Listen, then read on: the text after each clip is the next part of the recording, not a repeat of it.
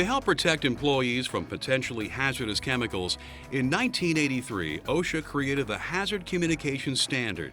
The purpose of the standard was to ensure hazards of all chemicals produced or imported are evaluated and details regarding their hazards transmitted to employers and employees. Now, for the first time since it was implemented, the Hazard Communication Standard is undergoing some significant changes. OSHA is incorporating the globally harmonized system of classification and labeling of chemicals, GHS for short, into the standard.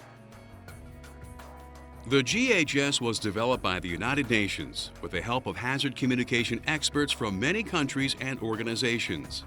Its aim is to help standardize the way chemical information is provided anywhere in the world.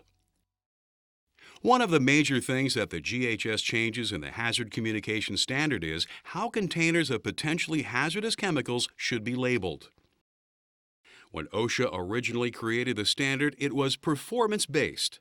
This meant that while the standard described what companies needed to accomplish, it left them free to decide exactly how they would do it.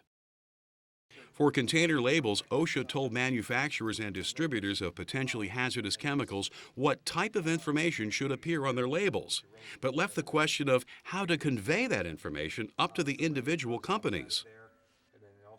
As a result, a number of different types of labeling systems were created, the most common being the National Fire Protection Association, NFPA system, and the Hazardous Materials Information System, HMIS system. And there have even been differences in the descriptions and symbols that government agencies such as the Department of Transportation and OSHA have used in their labeling and placarding systems. What the GHS does is to specify exactly how this information should be depicted and presented on labels and placards.